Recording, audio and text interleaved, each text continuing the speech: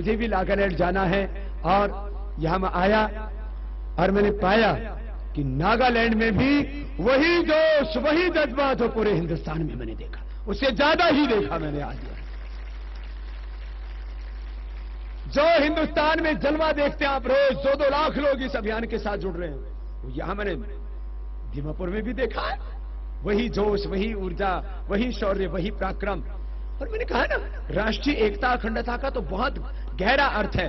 हमारी स्वतंत्रता की सुरक्षा के लिए, फ्रीडम के लिए, हमारे प्रोटेक्शन के लिए और हमारे डेवलपमेंट के लिए।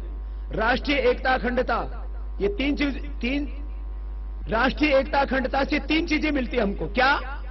एक, फुल फ्रीडम। दूसरा, फुल प्रोटेक्शन। आज यदि हम अलग थलग होंगे तो हमारा प्रोटेक्शन नहीं होगा। आज भारत की 21 लाख से ज्यादा फौजें हैं, पैरामिलिट्री फोर्सेज एंड मिलिट्री।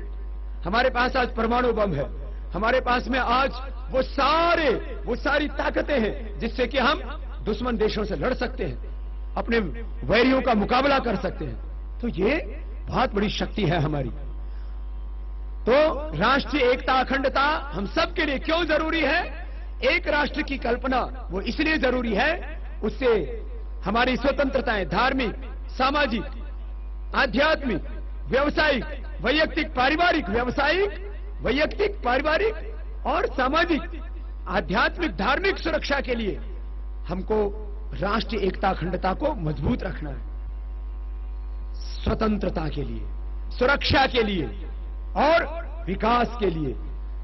ये एकता की बात मैंने की। अब अंतिम बात मैं आस्था के दर्शकों से कहता हुआ आप सब लोगों को भी 27 फरवरी को अपने अपने तहसीलों में हमने एक पैदल मार्च रखा हुआ है कि सब जो संवैधानिक पदों पर बैठे हुए लोग हैं उनको हम चेताएं कि वो अपना राष्ट्र धर्म निभाएं, ईमानदारी के साथ देश चलाएं, भ्रष्टाचार मिटाएं और लूटा हुआ देश का धन देश को दिलाएं।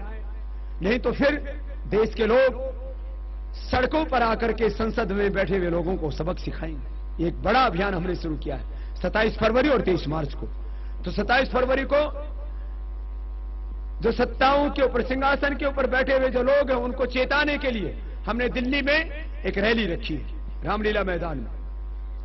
मैं पूरे देशवासियों से, थोड़ा कष्ट तो होगा, जो आ सकते हैं, नागालैंड तो थोड़ा ज्यादा दूर हो जाएगा, लेकिन बाकी देशवासी, ग्रामवासी जो आस्था के माध्यम से अपने घरों में बैठे हुए, अपने गांव में बैठे हुए, अपने शहरों में बैठे हुए, रोज करीब 10 करोड़ लोग हमारे साथ जुड़ते हैं। मैं तो कहूंगा कि जब मैं कष्ट उठा करके अपनी जान हथेली पर रख करके, जान जोखिम में डाल करके आज 50,000 किलोमीटर से ज्यादा चल करके यहां पर नागालैंड में पहुंचा, 50,000 किलोमीटर से ज्यादा चल के, और 2 लाख किलोमीटर की यात्रा रखी है, और एक ध्येय, एक सपना, एक संकल्प हृदय में संजो के कि मुझे किसी भी कीमत पर मुझे मेरे देश और देशवासियों को बचाना है और भारत को दुनिया की सबसे बड़ी महाशक्ति के रूप में खड़ा करना है, सुपर पावर बनाना है।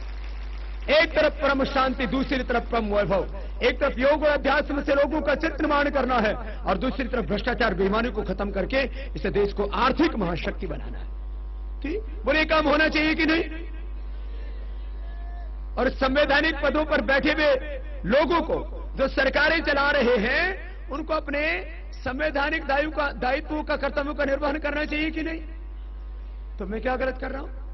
कुछ भी नहीं। फिर क्यों बौखला रहे हैं बेईमान लोग? और हमने तो उपाय भी बता दिए। आज उसकी विस्तार से चर्चा नहीं करूंगा, आप मुझसे सुनते रहते हैं। भाई बहनों, आस्था के माध्यम से मैं जो गांव के लोग हैं, जो अपने वतन से मोहब्बत करते हैं, थोड़ा कष्ट उठा करके जरूर 2 दिन आए और देश के लोगों की ताकत का एहसास कराएं कि दिल्ली में बैठ करके सरकारें चला सकते हैं, लेकिन सरकारें चलाने वाले भी अपने संवैधानिक दायित्व नहीं निभाएंगे तो हम सरकार हिलाएंगे, और यदि फिर भी नहीं माने तो एक ऐसी सरकार बनाएंगे जो इस भ्रष्टाचार से, काले धन की अर्थव्यवस्था से मुक्त भारत बना सके। देखो, दिल्ली में बैठ के सरकारें चलती हैं, लेकिन सरकारों को बनाता कौन है? मैं और आप बनाते हैं, हम सब मिलकर बनाते हैं। हम सरकार बनाने वाले हैं, और यदि जिनको हमने बनाया है, यदि वो ठीक से दायित्व नहीं निभाते, उनको हटाने वाले भी हैं। तो हमने एक ही बात कही है, मैंने कहा या तो सुधर जाओ, नहीं तो उतर जाओगे। या तो सुधर जाओ, नहीं तो उतर जाओगे। तो ये चेतावनी रैली रामलीला मैदान से लेकर के और जंतर मंत्र तक और फिर संसद तक एक पैदल मार्च कर रहे हैं। और हम स्वयं राष्ट्रपति जी से निवेदन कर रहे हैं कि वो संवैधानिक पदों पर बैठे लोगों को के ऊपर ये दबाव डालें कि वो काले धन की अर्थव्यवस्था को खत्म करें। उसके लिए सारे उपाय मैं हर रोज बताता हूं, आज उसके ऊपर विस्तार से चर्चा नहीं कर रहा हूं। आज बस इसी संकल्प के साथ कि जो ये अभियान चला है इसके साथ खुद जुड़े, औरों को जोड़े। कल हम नागालैंड की दूसरी जगह कोहिमा राजधानी, तो राजधानी कोहिमा में जा रहे हैं और यहां पहले ही दिन यहां दीमापुर में आकर के मेरे हृदय को अत्यंत हर्ष हुआ है। और ये ड्रेस तो मुझे इतनी अच्छी लगी है, मुझे उतारने का दिल ही नहीं कर रहा।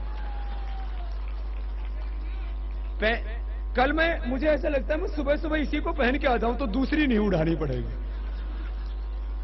कोहिमा में लगा के रखूंगा। हाँ, कोहिमा में और मिलेगी। तो ये इतनी अच्छी ड्रेस दे रहे इधर दूसरा,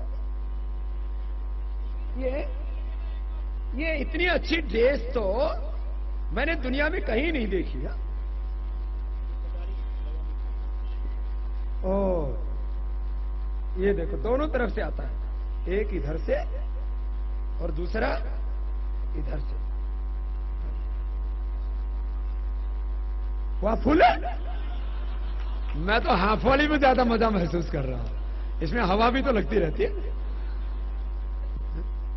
और ये क्या काम आती है?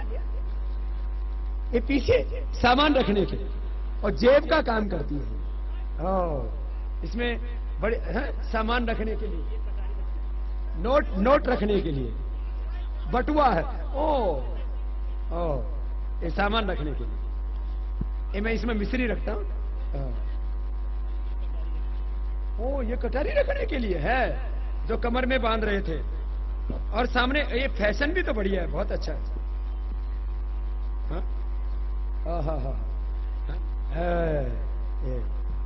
क्या जबरदस्त है। बोलो भारत माता की। और इसी के साथ अपने आस्थकों के दर्शकों को विराम देते एक बार जोर से हंस के दिखा, देखो कितनी सुंदर ड्रेस है। एक बार झूमते हुए आनंद से।